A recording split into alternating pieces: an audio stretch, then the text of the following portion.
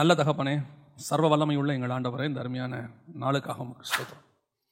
நீர் கொடுத்த சந்தர்ப்பத்திற்காக உமக்கு நன்றி. நாங்கள் கூடி வந்து உம்முடைய வார்த்தையை தியானிக்கும்படி, உம்மை ஆராதிக்கும்படி பாராட்டின தயவுக்காக உமக்கு ஸ்தோத்திரம். மகிமையுள்ள கரத்தில் தாழ்த்துகிறோம். நீர் மாத்திரம் மகிமைப்படுவீராக. ஆண்டவரே, உம்முடைய வார்த்தைகளை நீர் அனுப்பும்படி நாங்கள் ஜெபிக்கிறோம். ஆண்டவரே, உம்முடைய வார்த்தை தான் இருதயங்களை திறக்கும். ஆண்டவரே, மனுஷருடைய சத்தம் ஒரு நாளும் பிரயோஜனப்படாது.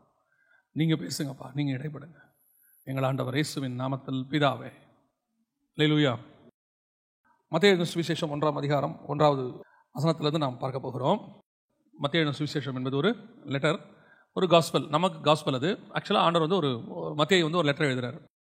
எழுதும்போது பொதுவாக பார்த்தீங்கன்னு சொன்னால், நீங்களாம் இப்போ இருக்க ஒரு ப்ரோட்டோக்கால் ஒன்று ஃபாலோ பண்ணுவாங்க. அதாவது இப்போ இருக்கவங்க எல்லாரும் ஒரு முறை ஃபாலோ பண்ணுவாங்க. என்னென்னா, ஒரு லெட்டர் எழுதும்போது பார்த்தீங்கன்னு சொன்னால் சப்ஜெக்ட்னு ஒன்று போடுவாங்க. அந்த சப்ஜெக்ட்னா என்ன அப்படின்னா, அந்த லெட்டரை முழுசாக படிக்கிறோமோ இல்லையோ, அந்த லெட்டரை படிக்க வைக்கிறதுக்கான மிக முக்கியமான லைன் அது. அந்த லைனை வந்துட்டு படிச்சிட்டோம்னா, அந்த யாருக்கு லெட்டர் எழுதணுமோ அவர் என்ன பண்ணுவார், அந்த மைண்ட் செட்டோட படிப்பார். அதை இதை பேஸ் பண்ணி தான் அந்த லெட்டர் இருக்குது. ரெண்டாவது, அந்த லெட்டரை படிக்கணுமா வேணாமாங்கிறது அந்த லைன் என்ன செஞ்சிடும், டிசைட் பண்ணிடும். ஸோ அந்த சப்ஜெக்ட் வந்து ரொம்ப இம்பார்ட்டண்ட். அந்த லெட்டரை படிக்க வைக்கிறதுக்கான மிக முக்கியமான விஷயம் தான் அந்த சப்ஜெக்ட். அப்போது அந்த மெத்தட் தான் ஆண்டவர் ஃபாலோ பண்ணுறாரு. இந்த மத்தேயு எழுதின காஸ்பலை மொத்தம் எழுதுறதுக்கு, இன்னும் சொல்ல போனால் புதிய ஏற்பாடு மொத்தத்துக்கும் இதுதான் சப்ஜெக்ட். மொத்த புதிய ஏற்பாடும் ஆண்டவர் வந்து ஏறக்குறைய ஒரு 430 வருஷம் கழிச்சு எழுதுறாரு. மல்கியாவுக்கு அப்புறம், மல்கியாவில் ஆவியானவர் நிறுத்தினதுக்கப்புறம் மத்தேயு தான் நமக்கு எழுத ஆரம்பிக்கிறார்.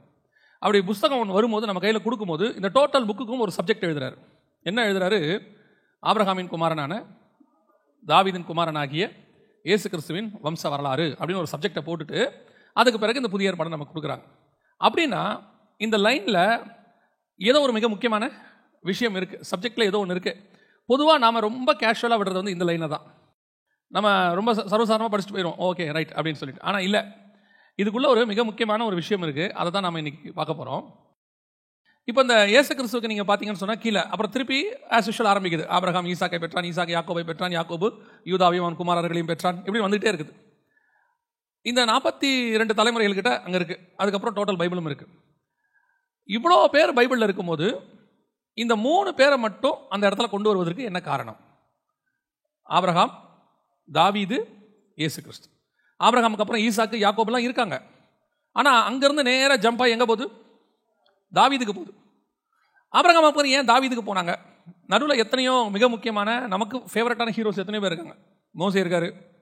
மோசேயை போல தேவனை முகமுகமாய் தரிசித்தவன் ஒருவனும் இல்லை. அப்போ நடுவில் யோசுவா இருக்கிறாரு, எவ்வளோ பேர் இருக்கிறாங்க. ஆனால் அங்கேருந்து நேராக தாவீதுக்கு போகுது. சரி, ஆபிரகாமுக்கும் தாவீதுக்கும் என்ன கனெக்ஷன் அப்படின்னு எடுத்துக்கிட்டிங்கன்னா, ஒருவேளை யூதர்கள் அப்படின்னு பார்த்தீங்கன்னா ஆபிரகாம் யூதன் கிடையாது. ஆபிரகாம் யூதன் கிடையாது. சரி, இஸ்ரவேலன் எடுத்துக்கிட்டிங்கன்னா ஆபிரகாம் இஸ்ரவேலன் கிடையாது. ஆபிரகாம் எபிரேயன். இஸ்ரவேலுங்கிறது வந்து ஏறக்குறைய ஆபிரகாமுக்கு அப்புறம் 3வது தலைமுறை தான் இஸ்ரவேல். ஆபிரகாமுடைய பையன் ஈசாக்கு, ஈசாக்குடைய பையன் யாக்கோபு, யாக்கோபு தான் இஸ்ரவேல். யூதான்னு எடுத்துக்கிட்டிங்கன்னா யாக்கோபுடைய 4வது பையன் தான் யூதா. அப்போ தான் யூதர்கள். அப்போது யூதர்களும் இஸ்ரவேலர்களும் ஆபிரகாமுக்கு அப்புறம் 3வது 4வது தலைமுறை. சரி, அப்போ ஆபிரகாமுக்கும் தாவீதுக்கும் என்ன சம்பந்தம்? சரி, 2 பேரும் ஒரே ஊரான்னு கேட்டிங்கன்னு சொன்னால், ஆபிரகாம் சினையார் தேசம், கல்தேயர் பட்டணம், ஆதியாகமம் 11:31 இருக்குது. தாவீது பிறந்து வளர்ந்தது எல்லாமே கானான் தேசம். என்ன விஷயத்தில் இவங்க 3 பேரும் இணைகிறாங்க, எந்த இடத்துல இவங்க கொண்டு வராங்க அப்படின்னு கொண்டு வந்தீங்கன்னா, இவங்க 3 பேரும் பைபிளில் ஒரு மிக முக்கியமான மையப்புள்ளியில் வந்து இணைவாங்க. இந்த 3 பேருமே ஒரே ஒரு விஷயத்தில் மட்டும்தான் ஒன்றா இணைவாங்க. எந்த விஷயம் அப்படின்னு எடுத்துக்கிட்டிங்கன்னா, மெல்கிசேதேக்கு அப்படிங்கிற இடத்துல இணைவாங்க. ஆபிரகாம் தான் பழைய ஏற்பாட்டில் மெல்கிசேதேக்கை பார்த்தவர். 14ஆம் அதிகாரம் ஆதியாகமத்தின் புஸ்தகத்தில் அவர் மெல்கிசேதேக்கை சந்திக்கிறார். அதற்கு பிறகு மெல்கிசேதேக்கை டோட்டல் பைபிளையும் பேசுகிற ஒரே ஒரு ஆள் யார் அப்படின்னு கேட்டிங்கன்னா தாவீது மட்டும். 110ஆம் சங்கீதத்தில் நீர் மெல்கிசேதேக்கின் முறைமையின்படி நித்திய ஆசாரியராக இருக்கிறீர் அப்படின்னு.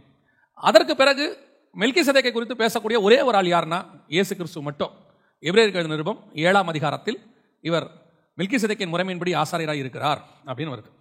ஸோ மற்றபடி இவங்க 3 பேருமே ஒரே புள்ளியில் வேறு எதுலையுமே இணைய மாட்டாங்க. எல்லாருமே இணைவாங்க. அதுக்கப்புறம் நீங்கள் வேறு எதை எடுத்தாலும் ஈசாக்கும் வருவார், யாக்கோபும் வருவார், யோசுவா வருவார், மோசே வருவார், எதில் வேணாலும் வருவாங்க. இவங்க 3 பேரும் ஒரு புள்ளியில் இணைவாங்க அப்படின்னு கேட்டிங்கன்னா ஒரு டாட் எங்கே கொண்டு வருவீங்க அப்படின்னா மெல்கிசேதேக்குங்கிற முறையில் மட்டும்தான் இணைவாங்க. ஸோ இந்த 3 பேரும், மெல்கிசேதேக்குன்னு உங்களுக்கு நல்லாவே தெரியும்னு நினைக்கிறேன். மெல்கிசேதேக்கு என்பது ஒரு ஆசாரிய முறைமை. நான் சொல்றது புரியுதா? மெல்கிசேதேக்கு என்பது ஒரு ஆசாரிய முறைமை. இந்த மெல்கிசேதேக்கின் ஆசாரிய முறைமை பற்றி நான் உங்களுக்கு பின்னாடி சொல்லிக்கிட்டே வரேன். ஸோ இந்த மெல்கிசேதேக்கு அப்படிங்கிறதான ஒரு சிஸ்டமில் தான் வந்து இணைகிறாங்க. மெல்கிசேதேக்குங்கிறதான சிஸ்டம் என்ன, அது எதை பற்றி சொல்லுது அப்படின்னு சொன்னோம்னா, நீங்கள் அந்த அதிகாரத்தை நோட் பண்ணி வச்சுக்கோங்க. நீங்கள் வாழ்நாளெல்லாம் தியானிக்க வேண்டிய அதிகாரம் அது. உங்கள் லைஃப் லாங் எவ்வளோ பைபிள் படித்தாலும் கண்டிப்பாக தியானிக்க வேண்டிய ஒரு அதிகாரம் வந்து 7ஆம் அதிகாரம் எபிரேயருக்கு நிருபம். 7ஆம் அதிகாரத்தை நீங்கள் மறக்காமல் என்ன செய்யணும், கண்டிப்பாக தியானிக்கணும். அதிலும் குறிப்பாக இன்றைக்கி நம்ம பார்க்க போகிறது வந்து 1, 2, 3 வசனங்களில் குறிப்பாக 2வது வசனம். இவனுக்கு ஆபிரகாம் எல்லாவற்றிலும் தசமபாகம் கொடுத்தான். இவனுடைய முதற் பேராகிய மெல்கிசேதேக்கு என்பதற்கு நீதியின் ராஜா என்றும் பின்பு சாலேமின் ராஜா என்பதற்கு சமாதானத்தின் ராஜா என்று அர்த்தமாம். நல்லா கவனிச்சுக்கொள்ளுங்க. பைபிளை பொறுத்த வரைக்கும் பழைய ஏற்பாட்டில் ஆசாரியத்துவம் என்பது ஆரோனின் முறைமை ஒரு ஆசாரியத்துவம் இருக்குது. அது பின்னாடி இந்த 7ஆம் அதிகாரத்திலே வருகிறது. நீங்கள் அப்புறமா 7ஆம் அதிகாரத்தை தியானிச்சுக்கோங்க. இந்த ஆசாரியத்துவமும் ராஜ்யபாரமும் தனித்தனியாக தான் இருக்கும். ஆசாரியத்துவமும் ராஜ்யபாரமும் ஒன்றாக இணைய கூடாது. பழைய ஏற்பாட்டில் இணைஞ்சா கர்த்தரை அடிப்பார். உங்களுக்கு தெரியும் நான் நினைக்கிறேன். ஒரு ராஜா போய் ஆசாரியத்துவத்தில் அவன் ஆசாரிப்பு கூடாரத்துக்குள்ளே போகிறான். அவனோட நெத்தியில் என்ன வந்துடுது, குஷ்டம் வந்துடுது. இது மட்டும்தான் நமக்கு தெரியும். இன்னொரு ராஜாவும் அடி வாங்குவான். யார் தெரியுமா? இன்னொரு ராஜா பலி செலுத்துவான், சவுல். அவன் பலி செலுத்தின உடனே அவனுடைய ராஜ்யபாரம் அன்னையோடு அவனை விட்டு போச்சுன்னு வசனம் சொல்லும். இன்றோடு கூட கர்த்தர் ராஜ்யபாரத்தை எடுத்து விட்டார் அப்படின்னு. அப்போ ஆசாரியத்துவமும் ராஜ்யபாரமும் தனித்தனியாகத்தான் இருக்கணும். இது கர்த்தருடைய திட்டம். ஆசாரியன் வேறு, ராஜா வேறு. ஆனால் உலகத்தை உண்டாக்கும் போது தேவனுடைய திட்டம் அது அல்ல. உலகத்தை உண்டாக்கும் போது தேவனுடைய திட்டம் மெல்கிசேதேக்கின் முறைமை தான். ராஜாவும் ஆசாரியருமாய் தான் இருக்கிறபடி கர்த்தர் உண்டாக்கினார். ஏன்னா அதுதான் பரலோகத்தினுடைய திட்டம்.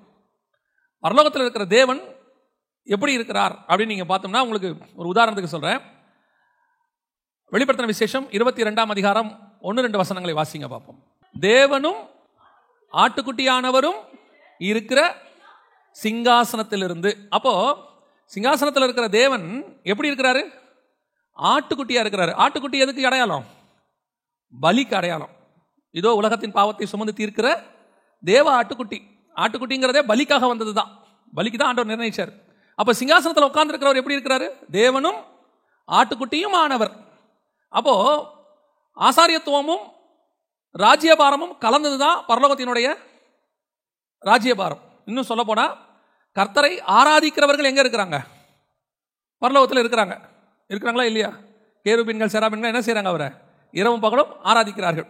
ஸோ இப்போ தேவனும் எப்படிப்பட்டவராக இருக்கிறார்? ஆசாரியத்துவமும் ராஜ்யபாரமும் உடையவராக இருக்கிறார். இது ஒரு கான்செப்ட் தான் வச்சுக்கிறோம். மெல்கிசேதேக்குக்கு நிறைய விஷயம் இருக்கு. நம்ம எடுக்கிறது இன்னைக்கு அதை பற்றி தான். ஸோ இப்போ ஆதாமை படைக்கும் போது தேவ சாயலாகவும் தேவ ரூபத்தின்படியையும் படைத்தார். இப்போ ஆதாமுக்கு கொடுக்கப்படுகிற பொறுப்பு என்ன அப்படின்னு கேட்டீங்கன்னா, நீங்கள் பூமியை கீழ்ப்படுத்தி அதை ஆண்டு கொள்ளுங்கள். 1:28 ஆதியாகமத்தின் புஸ்தகம். ஆண்டு கொள்ளுங்கள். சரியா? இந்த வேலை முடிஞ்சிருச்சு ஆதாமுக்கு. ஆண்டு கொள்ளுங்கள்னு சொல்லிட்டு ஆதாமுக்கு கர்த்தர் கொடுக்கிற அடுத்த முக்கியமான வேலை என்ன அப்படின்னு சொல்லி நீங்க பாத்தீங்கன்னு சொன்னா, ஆதியாகமத்தின் புஸ்தகம் 2ஆம் அதிகாரத்தில் அவனை பார்த்து கர்த்தர் சொல்றதான மிக முக்கியமான ஒரு விஷயம் 15வது வசனம். தேவனாகிய கர்த்தர் அழைத்து கொண்டு வந்து அதை பண்படுத்தவும் காக்கவும் வைத்தார். அங்கேயும் என்ன இருக்கு? ஆளுகையும் தோட்டத்தை பாதுகாக்கிற பொறுப்பும் ரெண்டும் அங்கையில் இருக்கு. வெறும் பூமியை ஆளுகை செய்வது மட்டும் ஆதாமுடைய வேலை அல்ல, தோட்டத்தை பாதுகாக்கிறதும் அவனுடைய வேலை. தோட்டத்துக்குள்ள யார் இருக்கா? ஒரு டைப் ஆஃப் மிருகங்கள் உள்ள இருக்கு. நாட்டு மிருகங்கள் இருக்கு. தோட்டத்துக்குள்ள ஏவாள் இருக்கிறாங்க, சபை இருக்கு. அந்த சபையை பாதுகாக்க வேண்டிய பொறுப்பும் யாருக்கு இருக்கு? ஆதாமுக்கு இருக்கு. அப்போ பூமியை ஆளுகிற பொறுப்பும் இருக்கு, சபையை காவல் காக்கிற பொறுப்பும் இருக்கு. ரெண்டும் சேர்றதுக்கு பேர் தான் மெல்கிசேதேக்கின் முறைமை. இப்போ புரியுதா? ஆசாரியத்துவமும் ராஜ்யபாரமும். இதுல அவரு ஒரு பொறுப்பை தப்பா விட்டுட்டாரு. எந்த பொறுப்பை விட்டுட்டாரு? தோட்டத்தை காவல் காக்கிற பொறுப்பை தப்பா விட்டுட்டார். எப்படி சொல்றீங்க அப்படின்னு கேட்டீங்கன்னா, தோட்டத்துக்குள்ள வந்த பாம்பு நாட்டு மிருகமா காட்டு மிருகமான்னு கேட்டா, சர்வமானது சகல காட்டு மிருகங்களை பார்க்கிலும் தந்திரம் உள்ளதா இருந்தது அப்படின்னு இருக்கு. காட்டு மிருகம்னா தோட்டத்துக்கு வெளியே இருக்கிறதுக்கு பேர் காட்டு மிருகம், தோட்டத்துக்கு உள்ள இருக்கிறதுக்கு பேர் நாட்டு மிருகம். அப்போ தோட்டத்தை காவல் காக்க கர்த்தர் வைக்கும் போது வெளியே இருக்கக்கூடியதான அந்த பாம்பானது உள்ளே வருக விட்டுட்டார், ஒழுங்கா காவல் காக்கல. அப்ப ஆசாரியத்துவத்தை ஒழுங்கா இவர் செய்யாததுனால ராஜ்யபாரம் இவர் கையை விட்டு போய்விட்டது. இவருடைய ஆளுகை யாருக்கிட்ட போயிருச்சு? பிசாசு கிட்ட போயிருச்சு. இப்ப பிசாசு கிட்ட ராஜ்யபாரமும் ஆளுகையும் ஒன்னா எங்க போயிருச்சு? பிசாசு போயிருச்சு. அதனாலதான் பிசாசு தேவன் உண்டாக்கின மனுஷனை வைத்து தன்னை ஆராதிக்க வச்சிருக்கிறான். இப்ப மனுஷன் யார் ஆராதிக்கிறான்? பிசாசு ஆராதிக்கிறான். ஆனா பூமியினுடைய அதிகாரம் முழுக்க யார் கையில் இருக்கு? இருந்துச்சு, பிசாசு கையில் இருந்துச்சு. அதனால தான் இயேசுவை பார்த்து சொல்ற, உலகத்தின் அதிகாரங்களும் ராஜ்யங்களும் அதன் மகிமைகளும் எனக்கு கொடுக்கப்பட்டிருக்கிறது. அப்போ ஆசாரியத்துவமும் ராஜ்யபாரமும் யார் கையில் போயிருச்சு? பிசாசு கையில் போயிருச்சு. அப்படி போகும்போது அவன் தனக்கு ஒரு ஹெட் குவார்ட்டர்ஸை உருவாக்குறான். ஏன்னா இப்போ ரெண்டும் அவன் கைக்கு வந்துருச்சு. அதுதான் பாபேலுக்கு கூப்பிடுறான். பாபேலில் தன்னோட ஹெட் குவார்ட்டர்ஸை உருவாக்கும் போது கர்த்தர் செய்கிறாரு, ஏதேனிலிருந்து நான் உண்டாக்கின மனுஷனுக்குள்ளாக இருந்து ஒருத்தனை கொண்டு வந்து நீ உனக்கு ராஜ்யபாரத்தையும் ஆசாரியத்துவத்தையும் உண்டாக்கும் போது நான் உனக்குள்ளிருந்து ஒருத்தனை கொண்டு வந்து ராஜ்யபாரத்தையும் ஆசாரியத்துவத்தையும் உண்டாக்குவேன், மீண்டும் மீட்டெடுப்பேன். அதான் ஆபிரகாமை அதே பாபிலோனுக்குள்ளிருந்து கர்த்தர் அழைத்து கொண்டு வருகிறார். கல்தேயர் பட்டணம் சினையார் தேசம் என்பது பாபிலோனை குறிக்கிறதான வார்த்தை. 11ஆம் அதிகாரம் 31ஆம் வசனத்தில் என்ன ஆச்சரியம்னா, 11ஆம் அதிகாரம் 1வது வசனத்தில் அவன் ராஜ்யபாரத்தையும் ஆசாரியத்துவத்துக்கு ஹெட் குவார்ட்டர்ஸ் கட்டுறான். இவர் அதே 11ஆம் அதிகாரம் 31வது வசனத்தில் தனக்குரிய ராஜ்யபாரத்தை கொண்டு வரதுக்கு ஆசாரியத்துவத்தை கொண்டு வரதுக்கு ஒருத்தனை அதே பாபிலோனுக்குள்ள வெளியே கூட்டிட்டு வர்றார். அல்லேலூயா. கர்த்தர் ஏதேனில் இருந்த ஒருத்தனை வெளியே கூட்டிட்டு போய் பிசாசு தனக்கு ராஜ்யபாரத்தை உண்டாக்கினான், ஆசாரியத்துவத்தை உண்டாக்கினான். இப்போ அவன் உண்டாக்கின ஹெட் குவார்ட்டர்ஸ்ல இருந்து தனக்கு ஒருத்தனை கர்த்தர் கொண்டு வந்து ராஜ்யபாரத்தையும் ஆசாரியத்தையும் உண்டாக்குறார். இப்போதான் ஆண்டவர் ஆபிரகாமை கொண்டு வருகிறார். ஸோ இப்போதான் ஆபிரகாம் உள்ள வரார். இப்போதான் நம்மளுடைய மெசேஜினுடைய மைய பாயிண்ட்டுக்கு வரும். Very important. ஸோ இப்போ ஆபிரகாம் கையில் மிக முக்கியமான பொறுப்பு கொடுக்கப்படுகிறது. கவனிச்சுக்கொள்ளுங்க, ஆபிரகாம் கையில் மிக முக்கியமான பொறுப்பு கொடுக்கப்படுகிறது. என்ன பொறுப்பு கொடுக்கப்படுகிறது அப்படின்னு கேட்டா, ஒரு மிகப்பெரியதான இழந்து போன சாம்ராஜ்யத்தையும் ஆசாரியத்துவத்தையும் மீட்டெடுக்கிற பொறுப்பு ஆபிரகாம் கையில் கொடுக்கப்படுகிறது. இப்போ ஆபிரகாம் அழைக்கும் போது பூமி 2000 வருஷம் முடிஞ்சிருச்சு. ஆதாம்லேருந்து ஆபிரகாம் வரைக்கும் 2000 இயர்ஸ். நோவா ஜலப்பிரளயம் வரும்போது 1700வது வருஷம், 1650லேருந்து 700வது வருஷத்துக்குள்ள. அடுத்து ஆபிரகாம் ஒரு 200 வருஷத்துக்கு பிறகு ஆபிரகாம் வராரு. ஏறக்குறைய 2000 வருஷம் முடிஞ்சிருச்சு. ஸோ முதல் 2000 வருஷம் பிசாசுடைய கண்ட்ரோலில் பூமி இருந்திருக்கு. இப்போ ஆசாரியத்துவத்தையும் ராஜ்யபாரத்தையும் மீட்டெடுப்பதற்கு கர்த்தர் ஆபிரகாமை அழைக்கிறார். ஆபிரகாமை கொண்டு வரும்போது மிகப்பெரியதான ஹெவன்லி பிளான், பரலோக ராஜ்யத்தினுடைய திட்டம் ஆபிரகாம் மேலே வைக்கப்பட்டிருக்கிறது. ஆனால் கொடுக்கப்படுகிற அழைப்பு சாதாரணமான ஒரு அழைப்பு. நீ புறப்பட்டு நான் காண்பிக்கும் தேசத்துக்கு போ. இவ்வளோதான் விஷயம். இந்த அழைப்பை பார்த்தீங்கன்னா ரொம்ப சர்வசாதாரணமான ஒரு அழைப்பு. நான் காண்பிக்கும் தேசத்துக்கு நீ போ. இப்போ நம்ம சாதாரணம் சொல்கிறோம், ஆனால் அது உண்மையில் ஒரு கடினமான ஒரு விஷயம். மனைவி கூட்டிட்டு முன்ன பின்ன தெரியாத ஊருக்கு ஒரு 3 நாட்டை தள்ளி போனோம். ஈராக்லேருந்து இஸ்ரேலுக்கு வரணும். அவர் பாபிலோன்லேருந்து கானானுக்கு வரணும்னா ஈராக்லேருந்து இஸ்ரேலுக்கு அவர் வரணும். நடுவில் சிரியா இருக்குது, அரேபியா இருக்குது, நிறையா இருக்குது, லெபனான் இருக்குது, எல்லாம் கிராஸ் பண்ணி அவர் வரணும். ஸோ இப்போ ஆபிரகாம் மேலே ஹெவன்லி பிளான் ஒன்று இருக்குது. மகா பெரிய திட்டம், 2000 வருஷத்தினுடைய திட்டம், மீட்பின் திட்டம். அந்த மீட்பின் திட்டத்தை வாங்கிக்கிட்டு ஆபிரகாம் புறப்படுறாரு. ஆனால் அவருக்கு தெரியாது தம் மேலே இப்படி ஒரு மகா பெரிய பிளான் இருக்குன்னு தெரியாது. இங்கே இருக்கிற நம்ம அத்தனை பேருமே அப்படிப்பட்ட அழைப்பிலே அழைக்கப்பட்டவர்கள் தான். இங்கே இருக்கிற யாருமே சும்மா கர்த்தர் கூப்பிடவே இல்லை. ஒரு மகா பெரிய ஹெவன்லி பிளானை மேலே வச்சுக்கிட்டு கூப்பிடும் போது சும்மா கூப்பிட்டாரு. என் கூட வா, உன் தகப்பன் வீட்டை விட்டுட்டு வா, உன் படிப்பை விட்டுட்டு வா, உன்னுடைய எல்லாத்தையும் விட்டுட்டு என் பின்பற்றி வா. இப்படி கூப்பிடும் போது அந்த அழைப்பு நமக்கு சாதாரணமாக இருக்கிறது. ஆனால் அந்த அழைப்புக்கு பின்னாடி இருக்கிற ஹெவன்லி பிளான் தெரியணும். இந்த பிளான் யாருக்கு தெரியல? ஆபிரகாமுக்கு தெரியல. இப்போ இந்த பிளான் உங்க மேல இருக்குன்னு தெரிஞ்சிட்டாலே உங்களுக்கு அகைன்ஸ்டா பிசாசினுடைய அடுத்த டார்கெட் தொடங்கிடும். கர்த்தர் ஆபிரகாமை அழைச்சிட்டாருன்னு தெரிஞ்சிருச்சு. புரியுதா உங்களுக்கு? கர்த்தர் ஆபிரகாமை அழைச்சிட்டாருன்னு தெரிஞ்சிருச்சு. இப்போ பிசாசுடைய டார்கெட் யார் மேல இருக்குது? ஆபிரகாம் மேல இருக்கு. இப்போ ஆபிரகாமை அழைத்து கர்த்தர் கானான் தேசத்துக்கு போக சொல்லிட்டாரு. கானான் தேசத்துக்கு போகும்போது பிசாசு மகா பெரியதான ஒரு பிளான் ஒன்று செய்கிறான். அந்த பிளானுக்கு கூட பிசாசு வெயிட் பண்ணுறான். அந்த இடத்துல நான் ஆபிரகாம் செஞ்ச ஒரு சின்ன மிஸ்டேக். நான் இப்போ இதை சொல்கிறதுக்கெல்லாம் காரணம் என்னென்னா, அந்த 3வது பேர் இருக்குல்ல, இயேசு கிறிஸ்துன்னு. முதல் பேர் ஆபிரகாம், 2வது பேர் தாவீது, 3வது பேர் இயேசு கிறிஸ்து. ஆபிரகாமும் அவன் சந்ததியும், தாவீதும் அவன் சந்ததியும், இயேசு கிறிஸ்துவும் அவர் சந்ததியும். ஆபிரகாமுடைய சந்ததி எங்க மிஸ் பண்ணாங்க? ஏன் கர்த்தர் தாவீதை செலக்ட் பண்ணார்? தாவீதின் சந்ததி எங்க மிஸ் பண்ணாங்க? ஏன் இயேசு கிறிஸ்து வந்தார்? இப்போ இயேசு கிறிஸ்துவின் சந்ததி நீங்களும் நானும் எங்க மிஸ் பண்றோம் அப்படிங்கிறதா முக்கியம். ஆபிரகாமின் சந்ததி மிஸ் பண்ணனுடைய விளைவு அதுக்கு பிறகு அது எங்க தான் போச்சு? தாவீது வரைக்கும் வெயிட் பண்ண வேண்டியிருந்தது. தாவீதின் சந்ததி மிஸ் பண்ணனுடைய விளைவு எங்க வெயிட் பண்ண வேண்டியிருந்தது? இயேசு கிறிஸ்து வரைக்கும். இப்போ நாம இயேசு கிறிஸ்துவுடைய சந்ததி. ஸோ இவங்க பண்ண எதையுமே நீங்களும் நானும் பண்ண கூடாது. அதுதான் இன்னைக்கு மெசேஜோடைய மையமே. இப்போ ஆபிரகாம் மேல ஒரு ஹெவன்லி பிளான் இருக்கு. 2000 வருஷத்துக்கு முன்னாடி இழக்கப்பட்ட ஹெவன்லி கிங்டம், ராஜ்ய பாரத்தினுடைய ஒரு பகுதி, பரலோக ராஜ்யத்தினுடைய ஒரு பகுதி பிசாசு கையில் கொடுக்கப்பட்டு விட்டது. அதனால தான் இயேசு வரும்போது எப்படி ஜெபம் பண்ணுவாரு? ராஜ்யம், வல்லமை, மகிமை என்றென்றைக்கும் உம்முடையவைகளே ஆனால் பரலோக ராஜ்யம் இல்லை, இப்போ பூமி இல்லை. புரியுதா உங்களுக்கு? உங்களுடைய சித்தம் பரலோகத்தில் செய்யப்படுவது போல பூமியிலும் செய்யப்படுவது ஆக, ஆனால் செய்யப்படலை, இல்லை, அன்னைக்கு இல்லை. ஆனால் அதே இயேசு ஊழியத்தை முடிக்கும் போது என்ன ஜெபம் பண்றாரு? பரலோக ராஜ்யம் இப்பொழுது உங்களிடத்தில் வந்திருக்கிறது. வரும்போது இல்லை, அவர் போகும்போது வந்துருச்சு. அப்ப இயேசு வந்து அதை மீட்டு எடுத்துட்டாருன்னு அர்த்தம். புரியுதா உங்களுக்கு?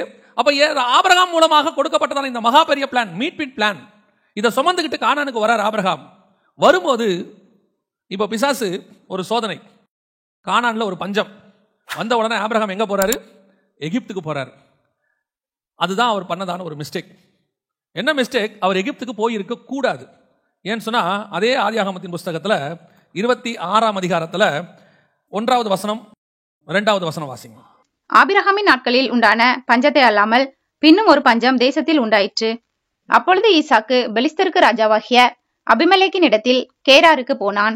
கர்த்தர் அவனுக்கு தரிசனமாகி, நீ எகிப்துக்கு போகாமல் நான் உனக்கு சொல்லும் தேசத்திலே குடியிரு. இதுதான் மேட்டர். எகிப்துக்கு போக கூடாது. ஆபிரகாம் செய்த ஒரு மிகப்பெரிய தப்பு எகிப்துக்கு போனது. மேப் படி பார்த்தீங்கன்னாலும் எகிப்து கீழ் நோக்கி போகும், ஆபிரகாமுடைய பிரயாணம் மேல் நோக்கி இருக்கும். ஆபிரகாம் டுவர்ட்ஸ் டவுன்வர்ட்ஸ் போயிட்டார், கீழே போயிட்டார். எகிப்துக்கு போகக்கூடாது. எகிப்துக்கு போனதுனால என்ன நடந்துச்சு? எகிப்தில் என்ன நடந்துச்சு உங்க எல்லாருக்கும் தெரியும். என்ன நடந்துச்சு?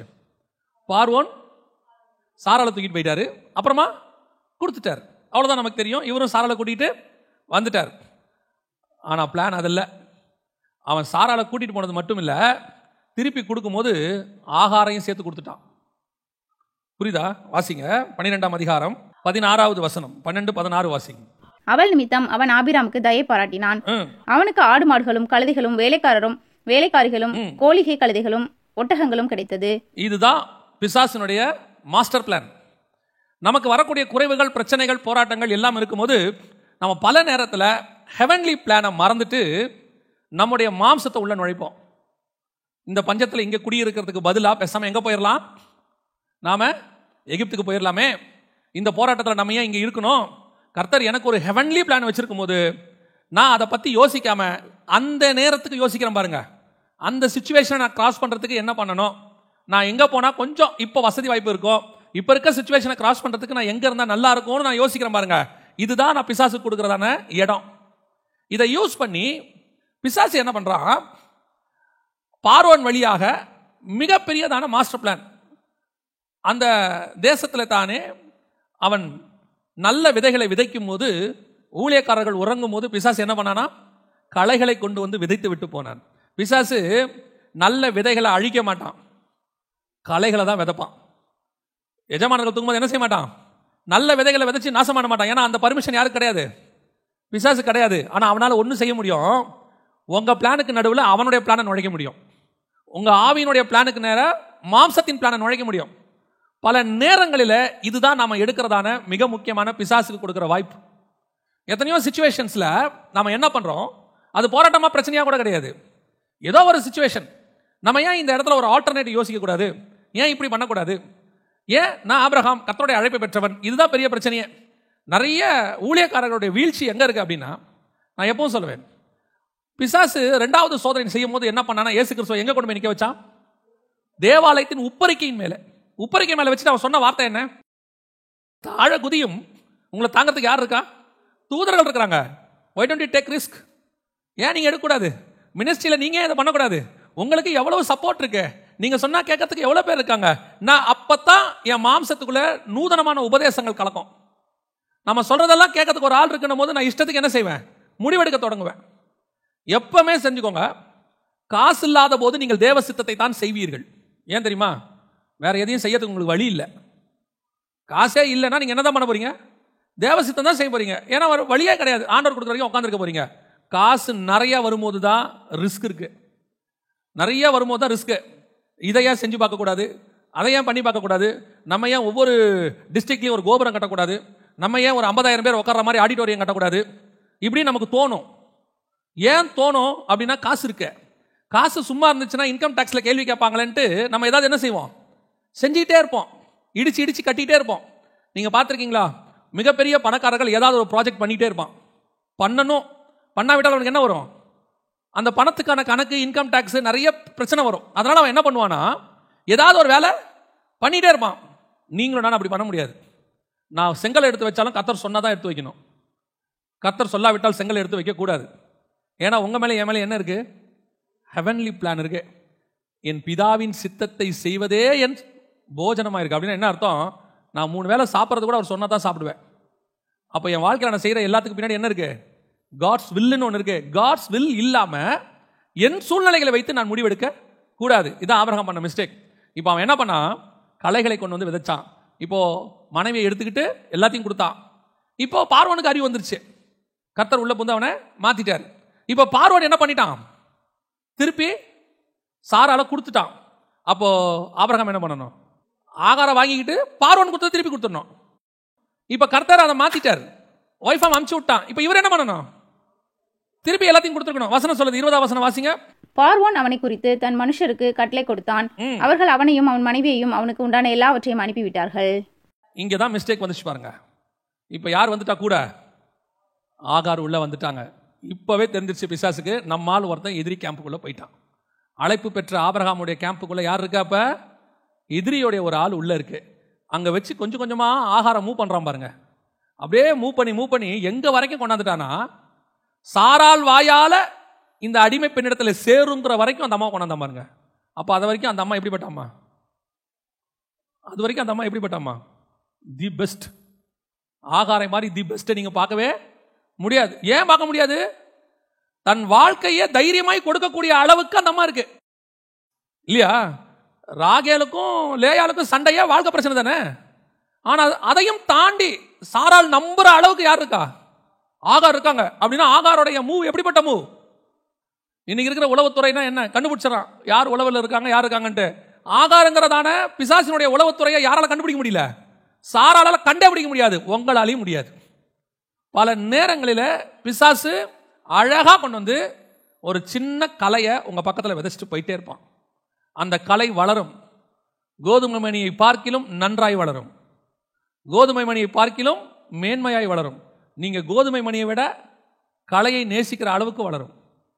அதான் ஆகாரோடைய ஸ்பெஷாலிட்டி. வந்து அந்த அம்மா குழந்தைய வாங்கின பிறகுதான் அந்த அம்மாவுடைய சுயரூபமே தெரியுது. இதுக்கப்புறம் ஒன்றும் பிரச்சனை கிடையாது. ஏன் பிரச்சனை கிடையாது அப்படின்னு கேட்டிங்கன்னா, இப்போ 16ஆம் அதிகாரத்தில் ஆபிரகாமுக்கு குழந்தை உண்டாயிடுது, ஆகாருக்கு உண்டாயிடுது. ஆபிரகாமுடைய பையன் எங்கே வந்துட்டான்? ஆகாருக்குள்ளே வந்துட்டாங்க. ஆனால் விஷயம் என்ன தெரியுமா? அப்பமும் ரசமும் மெல்கிசேதேக்கு கொண்டு வர்றாரு. யார் கொண்டு வரா? மெல்கிசேதேக்கு கொண்டு வர்றாரு.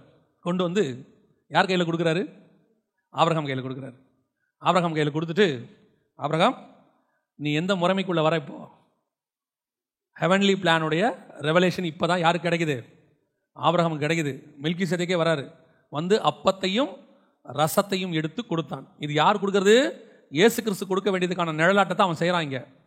அவனுக்கு அந்த நியூ கவர்னன்ட்னு சொல்லக்கூடியதான புதிய உடன்படிக்கையை அந்த இடத்துல வெளிப்படுத்துறாங்க. யாருக்கு? ஆபிரகாமுக்கு. இந்த ரெவலேஷன் கிடைக்கும் போது இப்போ கொண்டாந்து சோதோம் ராஜா ஒன்று கொடுக்குறான். ஆபிரகாம் சொல்றான், உன்னதமான தேவனுடைய ஊழியக்காரன் கையில் நான் என்ன வாங்கியிருக்கிறேன்? அப்பத்தையும் ரசத்தையும் வாங்கியிருக்கிறேன். இந்த வாங்கின அடுத்த நிமிஷம் சோதோம் ராஜா வந்து கொடுக்குறான், உனக்கு என்ன பொருள் வேணுமோ எடுத்துக்கோ, எது வேணுமோ எடுத்துக்கோ. அடுத்த வார்த்தை ஆபிரகாம் சொன்னது, நீ என்னை ஐஸ்வர்யன் ஆக்கினேன் என்று சொல்லாதபடிக்கு உன் பாதரட்சையின் வாரை கூட தொடமாட்டேன். இப்போ கம்யூனியன் கையில் என் கையில் வந்துருச்சு. இனிமேட்டு கர்த்தர் எனக்கு கொடுக்கறத மட்டும்தான் தொடுவேன். சோதோமுதையோ அதனுடைய காரியங்கள் ஒன்றையும் நான் பூமிக்குரியதை என்ன செய்ய மாட்டேன், தொடமாட்டேன். ஏன்னா ஆபிரகாம் சொன்ன வார்த்தை, வானத்தையும் பூமியையும் உண்டாக்கின தேவன் என்னை ஐஸ்வர்யன் ஆக்கி இருக்கிறார். அவரோட அர்த்தம் என்ன? கர்த்தர் எனக்கு நியமிச்சிருக்கிறாரு, அதை மட்டும்தான் நான் ஆசீர்வாதமாக நினைப்பேன், அதை மட்டும் நான் சுதந்திரிப்பேன், அதை மட்டும் நான் தொடுவேன், அது மட்டும்தான் என்னது, இது எதுவுமே என்னதில்லை. இந்த சண்டை போட வந்தானே அவனுக்கு வேணா எல்லாத்தையும் கொடுத்துக்க, எங்கிட்ட ஒன்றுத்தையும் எடுத்துகிட்டு வராத, நான் அப்பத்தையும் ரசத்தையும் கையில் வச்சவன். இதுதான் நியூ கவர்னன்ட்டில் கையில் வச்சிருக்கிற ஒவ்வொருத்தரும் சொல்ல வேண்டிய வார்த்தை. உங்களை என்னையும் கர்த்தர் எதுக்குள்ளே கொண்டாந்துருக்கிறாரு? மெல்கிசேதேக்கின் முறைமைக்குள்ளே கொண்டாந்துருக்கிறார். மெல்கிசேதேக்கின் முறைமைக்குள்ளே கொண்டு வந்து நம்ம கையில் அப்பத்தையும் ரசத்தையும் ஆண்டவர் கொடுத்துட்டார்னா, அதற்கு பிறகு சோதோமின் ராஜா கொடுக்கறது வாங்கலாமா வாங்கக்கூடாதான்னா, ஆஸ் பர் லா வாங்கலாம். ஏன்னா ஆபிரகாம் தான் சண்டை போட்டுருக்கிறார், ஆபிரகாம் தான் சண்டை போட்டு ஜெயிச்சிருக்கிறார். அப்படின்னா என்ன அர்த்தம்? உலக பிரகாரமான லா படி அது எனக்கு வாங்கறதுக்கு எந்த விதமான தப்பும் கிடையாது, அதுக்கு எனக்கு பர்மிஷன் இருக்கு.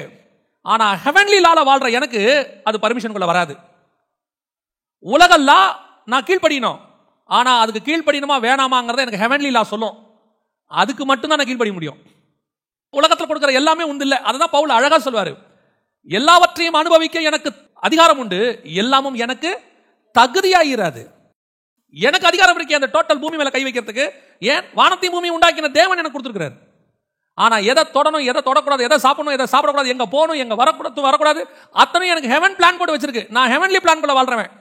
இங்க போகணுமா வேணாமான்றதை எனக்கு ஹெவன் சொல்லும். இதை சாப்பிடலாமா வேணாமாங்கிறத ஹெவன் சொல்லும். இந்த இடத்துக்கு போய் அவங்களோட பேசலாமா வேணாமாங்கிறத எனக்கு ஹெவன் சொல்லும். ஏன்னா நீ பெரிய பரிசுத்தவனா? எல்லாரும் தானே பேசுறாங்க, எல்லாம் பேசுவான். மெல்கிசேதேக்கின் முறைமையில் இருக்கிற நான் பேச முடியாது, அது எனக்கு பொருந்தாது, அவ்வளவுதான். அப்போ உங்க இஷ்டம், நீங்க என்ன வேணா பண்ணிக்கோங்க. நான் இந்த லாக்குள்ள இருக்கேன், நான் இப்படித்தான் செய்வேன், இதுதான் எனக்கு. எல்லாவற்றையும் அனுபவிக்க எனக்கு அதிகாரம் உண்டு, எல்லாமும் எனக்கு தகுதியாகிறாது. கர்த்தர் சொன்னா செய்யணும், கர்த்தர் சொன்னா வாங்கணும், கர்த்தர் சொன்னா நிக்கணும், கர்த்தர் சொன்னா அந்த வீட்டுக்கு போகணும், கர்த்தர் சொன்னா சாப்பிடணும், இல்லைன்னா கிளம்பி வந்துகிட்டே இருக்கணும். அவன் என்ன வேணாலும் பேசிட்டு போவான், அவன் என்ன வேணாலும் சொல்லுவான். நம்ம சொல்றது ஒன்னே ஒண்ணுதான், எனக்கு அது தகுதி இல்லை, அவ்வளவுதான். இப்போ இவ்வளோ தூரம் சோதோமுடைய ராஜாவுடைய பாதரட்சையில் கையை வைக்க மாட்டேன்னு சொன்னவர் அடுத்த அதிகாரத்தில் யார் மேலே கை வைக்கிறாரு? ஆகார் மேலே கை வைக்கிறாரு. இதுதான் பிளஸாஸோடைய பிளான். ஏன்னா இவன் ஆபிரகாம் கர்த்தருடைய பிளானுக்குள்ள இருக்கிறான்னு தெரிஞ்ச உடனே அவன் கொண்டாந்து கலையை விதைச்சிட்டு போயிட்டான். இது என்னைக்காவது நமக்கு என்ன ஆகும்? யூஸ் ஆகும் ஒரு நாள். இதான் பிசாசுடைய திட்டம். இப்போ பார்க்குறோம், ஆபிரகாம் கிட்ட தான் கர்த்தருடைய திட்டம் இருக்கு, கன்ஃபார்மாக தெரிஞ்சிருச்சு. ஏன்னா அப்பமும் ரசமும் யார்கிட்ட கொடுத்துட்டார் ஆண்டவர்? ஆபிரகாம் கிட்ட. நீ தான் சூசன் பர்சன், பரலோகம் உன்னை முன் குறிச்சிருக்கு, உன் கையில் கொண்டு உடன்படிக்கை கையில் கர்த்தர் கொடுத்துட்டாருன்னு யார் பார்த்துட்டா? உன் எதிரி பார்த்துட்டான். இப்போ அடுத்த டார்கெட் உன்னை வீழ்த்தாம விடவே கூடாதுன்னு முடிவு எடுத்துருவான். இப்போதான் கொண்டாந்து யாரை கொண்டாரா? கிட்ட ஆகார கொண்டாரான். கொண்டு வந்து அப்படியே மூவ் பண்ணி சாராள் வாயால சொல்றான். எல்லாத்துக்கும் சாராளை எதிர்த்து பேசுற ஆபிரகாம் இதுக்கு மட்டும் என்ன செய்யல? எதிர்த்து பேசவே இல்லை. 16ஆம் அதிகாரத்தில் வேலை முடிச்சிச்சு, எல்லாம் ஓவர். ஆனால் என்ன நடந்து தெரியுமா? 17ஆம் அதிகாரத்தில், அதாவது ஆபிரகாம் மேலே கர்த்தர் கோபமாகி அவங்ககிட்ட 13 வருஷம் பேசாமல் இருந்தார் ஆண்டவர். 13 வருஷம். 17ஆம் அதிகாரம் 1ஆம் வசனம் வாசிங்க பார்ப்போம். ஆபிரகாம் 99 வயதான போது, 16ஆம் அதிகாரத்தில் ஆகாரோட சேரும் போது 86 வயசு. கர்த்தர் திருப்பி ஆபிரகாம்கிட்ட பேசும்போது வயசு 99. ஏன்? You last your calling. நீ உன் அழைப்பை இழந்து போனாய். எப்படி சொல்றீங்க? அழைப்பை இழந்து போனாய்னு சொல்றீங்களே, எப்படி சொல்றீங்க? இன்னைக்கு நம்ம ஊழியக்காரங்க எல்லாம் நமக்கு ஒரு போதனை கொடுத்து வச்சிருக்காங்க இத்தனை வருஷம். என்ன போதனை? ஆபிராம் என்று அழைக்கப்பட்ட நீ இனிமேல் ஆபிரகாம் என்று அழைக்கப்படுவாய். அப்படிதானே சொன்னாரு? அப்படிதானே சொன்னாரு?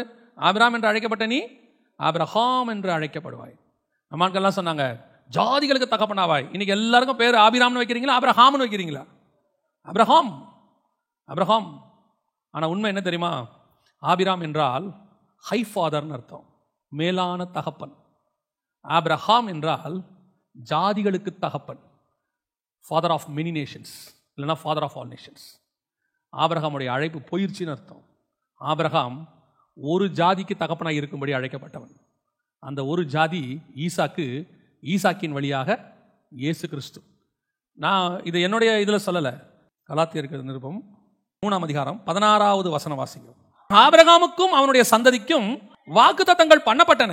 நல்லா கவனிங்க. சந்ததிகளுக்கு என்று அநேகரை குறித்து சொல்லாமல் உன் சந்ததிக்கு என்று ஒருவனை குறித்து சொல்லி இருக்கிறார், அந்த சந்ததி கிறிஸ்துவே. அப்ப ஆபிரகாம் எத்தனை சந்ததிக்கு தகப்பனா இருக்கணும்? ஒரே சந்ததிக்கு தான் அவன் தகப்பன்.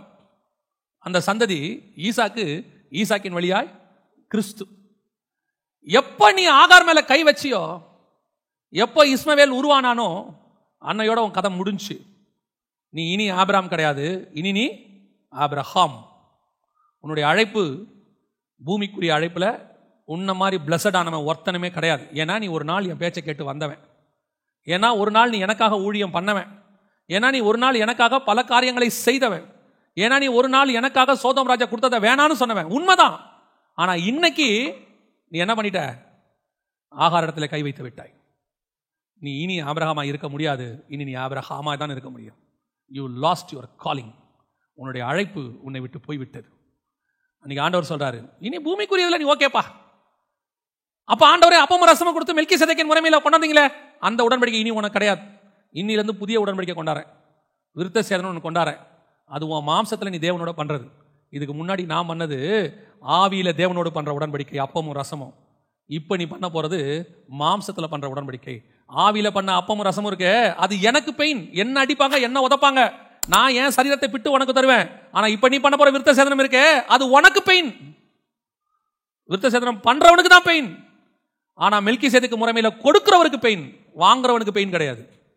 அப்பம் ரசம் வாங்குற உனக்கு எனக்கு என்ன கிடையாது, எந்த வலியும் கிடையாது. உனக்காக எனக்காக அவர் மெல்கிசேதேக்கின் முறைமைப்படி அவர் பாடுகளை அனுபவித்து இதை வாங்கி புசியுங்கள், இது உங்களுக்காக பிற்கப்படுகிற என்னுடைய சரீரமாக இருக்கிறது. பெயின் எனக்கு, கெயின் உனக்கு. இனிமேட்டு பெயினோ கெயினோ உனக்கு தான், நீயே அனுபவிச்சுக்க. விருத்தசேதனம் பண்ணா உனக்கு ஆசீர்வாதம், நீ உடன்படிக்கை பண்ணா உனக்கு ஆசீர்வாதம், பண்ணாட்டி உனக்கு ஆசீர்வாதம் இல்லை. உனக்கு ஆசீர்வாதம் வேணுமா வேணாமாங்கிறத நீயே டிசைட் பண்ணிக்கோ, அவ்வளோதான். ஏன்? You last your calling. உன்னுடைய அழைப்பை நீ இழந்து போனாய். கர்த்தர் பல நேரங்களிலே நமக்கு வச்சிருக்கிற மேலான அழைப்பு, கர்த்தர் வச்சிருக்கிறதான அபிருதமான காலிங்.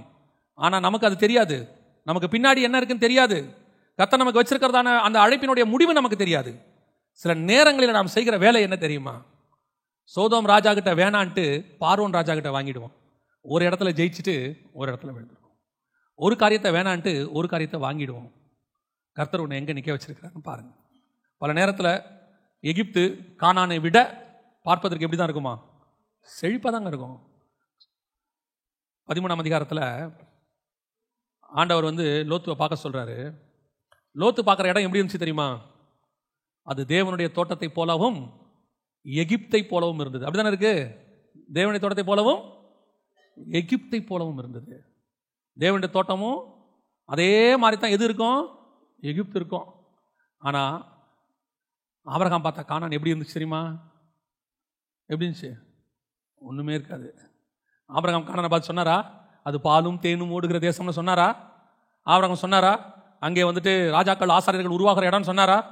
பார்க்கறதுக்கு அதில் ஒன்றுமே தெரியாது. உள்ளே போனால் தான் தெரியும் அது பாலும் தேனும் ஓடுகிற இடம். சோதோம் பார்க்கறதுக்கு எப்படி இருக்கும்? எகிப்தை போலவும் தேவனுடைய தோட்டத்தை போலவும் தெரியும். உள்ளே போனால் தான் யார் இருப்பா?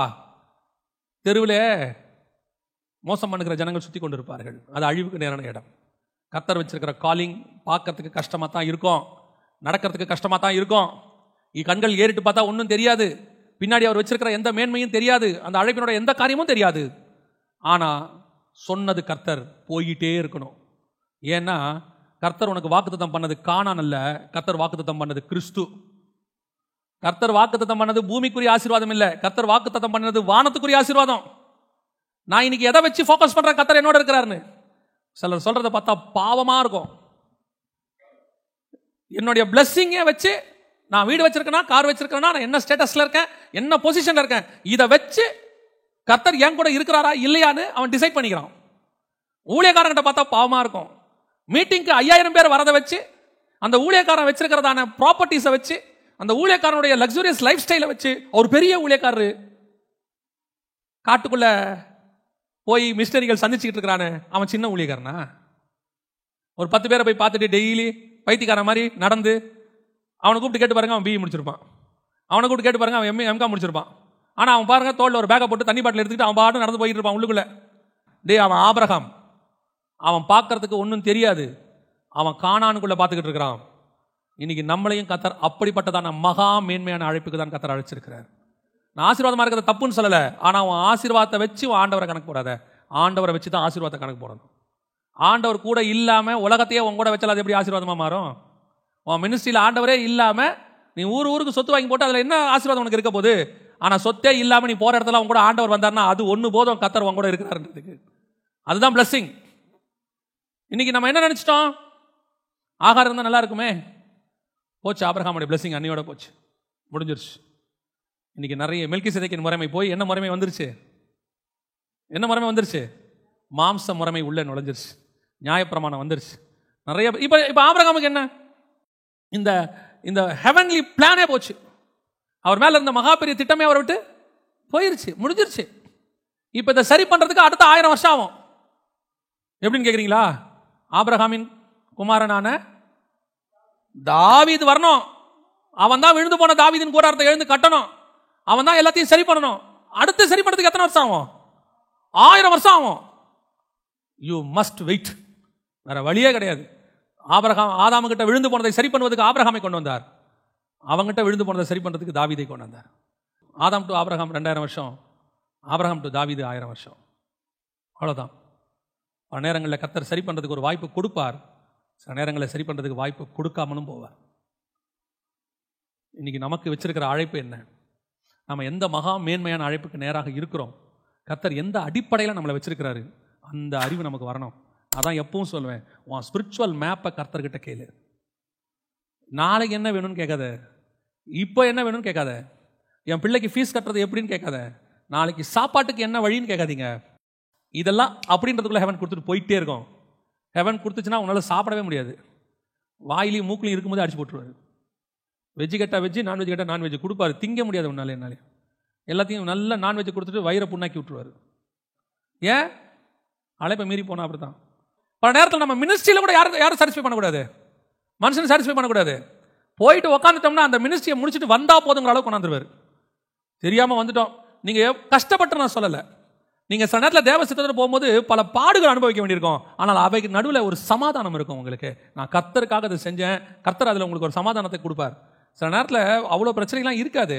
ஆனால் அந்த மினிஸ்ட்ரிக்கு தேவ சித்தம் இல்லாமல் போயிட்டோன்னு வச்சுக்கோங்க, எப்படா இவனுக்கு நடுவில் வந்து எழுந்திரிச்சு வீட்டுக்கு போகலான்னு இருக்கும். அப்படி ஒரு சிச்சுவேஷனுக்கு கொண்டு போயிருவார். அதுக்கு தான் சொல்கிறேன், God's will is very very very important. ஆண்டவர்கிட்ட கேளுங்க, எனக்கு என்ன வச்சிருக்கீங்கன்னு கேளுங்க. இதை தெரிஞ்சுக்கிட்டு ஓடுங்க. ஆபிரகாம் மாதிரி நீங்கள் ஓட மாட்டீங்க, ஆண்டவரை மாதிரி ஓடுவீங்க. ஆண்டவருக்கு தெரிஞ்சிடும் இதுதான் பிளான். அதனால தான் அவரால் வந்து எவன் எதை சொன்னாலும் முடியாதுன்னு சொல்ல முடிஞ்சு. ஏரோது உன்னை கூப்பிடுகிறார், வர முடியாது போய் அந்த நரிக்கிட்ட சொல்லு. 100க்கு அதிபதி கூப்பிட்றான், சரி வா போகலாம். ஏன்? என் பிளான் எனக்கு தெரியும்பா, ஆண்டவர் காலையில் எனக்கு சொல்லிட்டாரு, இங்கே போ இங்கே போகாதன்னு. நம்மளா இருந்தா 100க்கு அதிபதிக்கு வர முடியாது என்று சொல்லு, ஏரோது இதோ வந்துட்டேன் என்று சொல்லு. நம்ம அப்படி தானே, நமக்கு அது ஒரு காரணம் வச்சிருப்போம். ராஜாக்களுக்கு சுவிசேஷம் சொல்வதற்கு ஒரு வாய்ப்பு கிடைத்திருக்கிறது, நாம் ஏன் தவற விடுவானேன்? போய் எப்படியாவது நம்ம அதுக்காக போனோம். அவன் வெல்கம் ட்ரிங்க்லேருந்து அருமையாக கொடுப்பான். இந்த மாதிரி ஒரு தடவை லைஃப்பில் கிடைக்குமா? சோத்திரத்தோட புசிச்சு அதுக்கப்புறம் சாட்சி வேற, கர்த்தர் ராஜாக்கள் மத்தியில் கொண்டு வந்து உட்கார. டே, நீ நரி கூட உட்காந்துட்டு வந்திருக்க, வாய் மூடிட்டு கம்மனு இரு. நீ ராஜா கூட உட்காரல, யார் கூட உட்காந்துருக்க? நரி கூட உட்காந்துருக்க. ஆனால் 100க்கு அதிபதி வீட்டுக்கு போ, சமஸ்த இஸ்ரவேலிலும் பார்க்க முடியாத விசுவாசம் உள்ளவனோடு கூட நீ உட்காந்து விட்டு வருவாய். எது மேன்மை? நமக்கு எப்பவுமே எது மேன்மை? எல்லாரும் பயங்கர கிராண்டான இடத்துல உட்காரதான் நமக்கு மேன்மை. நம்ம நினைக்கிறது, பரலோகம் சொல்லுது, உன்னை ஆயக்கார வீட்லையும் நான் உட்கார வைக்கிறேன், ஆயக்கார வீட்லையும் நான் உட்கார வைக்கிறேன், 100க்கு அதிபதி வீட்லையும் உட்கார வைக்கிறேன், யவீருவின் வீட்டுக்கும் நான் அனுப்புகிறேன், சமாரியா ஸ்திரீகிட்டையும் நான் அனுப்புகிறேன். நான் சொல்கிற இடத்துக்கு மட்டும் நீ போ, அது உனக்கு பிளெஸிங்காக இருக்கும். சுயசித்தத்தை செய்யாத, அவ்வளோதான், விட்டுரு. ஆபிரகாம் அழைப்பை என்ன செஞ்சாரு? ஆபிரகாம் என்பது அழைப்பல்ல, மேலான ஃபாதர். இப்போ என்னவாயிட்டாரு? ஜாதிகளுக்கு தகப்பன். சரி, இப்போ ஒரு கேள்வி, ஏங்க ஆபிரகாம் யாரும் பண்ணாத தப்ப பண்ணாரா? அந்த காலத்தில் வேலைக்காரிகளை திருமணம் செய்வது தவறா சரியா? அந்த காலத்தில் ஒரு தப்பும் கிடையாது. யாக்கோபு 4 மனைவி வச்சுக்கிட்டாரு. அன்னைக்கு வந்து வேலைக்காரிகளை திருமணம் செய்து கொள்வது இயல்பான ஒரு காரியம், திருமணமே செய்ய வேண்டாம். அடிமை பெண்கள் தங்கள் இஷ்டப்படி நடத்துவது அன்னைக்கு உள்ளதான ஒரு முறைமை. இப்போ ஆபிரகாம் ஒருவேளை ஆண்டவரே நான் என்ன எல்லாரும் பண்ணாதியா பண்ணேன், இங்க எவன் இந்த ஊர்ல உலகத்தில் இப்படி பண்ணாத தப்ப நான் பண்ணேன்னு சொல்லுங்க. அதான் ஆண்டவர் சொல்றார், ஆபிரகாம் எவன் வேணாலும் பண்ணலாம், நீ பண்ணக்கூடாது, அவ்வளவுதான். ஏன்? இவன் அத்தனை பேரும் உலகத்தின் திட்டத்துக்குள்ள இருக்கிறவன், நீ மட்டும்தான் பரலோகத்தின் திட்டத்தில் இருக்கிறவன். உன் மேல ஹெவன்லி பிளான் இருக்குப்பா, அதோட மேன்மையை தெரிஞ்சுக்கோ. நீ மட்டும் ஒழுங்கா இருந்தீனா உனக்கு பிறக்க போறது ஈசாக்கு மட்டும் இல்லையா, ஈசாக்குடைய முடிவு கிறிஸ்து. நான் கிறிஸ்துவ பேஸ் பண்ணி உன்னை நடத்திட்டு இருக்கிறேன். நீ என்ன பேஸ் பண்ணி நடக்கிற? இங்க இருக்கிறவங்கள நான் நல்லவன், இருக்கிறவங்கள நீ நல்லவன்றதுக்காக அழைக்கல. ஆனா ஹெவன் உங்களை எங்க கம்பேர் பண்ண சொல்ல தெரியுமா? ஹெவனோட. நீ பூமியில அன்கம்பேரபிள், நீ வந்து யூனிக் ப்ராடக்ட். உனக்கு வச்சிருக்கிற அழைப்பு பூமியில வேற யாருக்கும் இல்லாத அழைப்பு. ஆகவே நீ எதையோடையும் உன்னை கம்பேர் பண்ணிக்காத. உனக்கு கொடுக்கப்பட்ட மினிஸ்ட்ரி சின்னது பெருசுங்கிற பேச்சே பேசாத. உனக்கு கொடுக்கப்பட்டிருக்கிற ஊழியத்தில் இது சின்னது இது பெருசு இது ஆசீர்வாதம் அதெல்லாம் கிடையாது. எனக்கு கொடுத்தது ஹெவன், அவ்வளவுதான். இது பரலோகத்துக்குரியதான ஒரு திட்டம். கட்டின ஆண்டவர் வச்சிருக்கிறதான மகா பெரிய மேப்ல நான் ஒரு கோடு, இந்த கோடு தப்பா போச்சுன்னா இதுக்கு பதிலாக வேறொரு கோடு அவர் உருவாக்குவார். அதுக்கு அவருக்கு தெரியும். ஆனா நான் அந்த மேப்ல இருக்க மாட்டேன்ல, அதானே நஷ்டம். அவருக்கு கோடு வேற ஒரு கோடை உருவாக்கி வேற ஒரு மேப் உருவாக்கிடுவாரு. அவருடைய நாளைக்கு ஒரு நாள் ஹெவன்ல ஒரு மொத்த மேப் நிக்குமே, எல்லாரும் சக்சஸ்ஃபுல்லானவங்களா வந்து நிப்பாங்களே, அந்த வரிசையில் யார் இருக்க மாட்டா? நான் இருக்க மாட்டேனே. அதுதானே முக்கியம். அவர் கரெக்ட் பண்ணிடுவாருங்க, கரெக்ட் பண்ண அவருக்கு தெரியும். ஆனால் நான் அதில் இருக்கிறேனாங்கிறதான் முக்கியம்.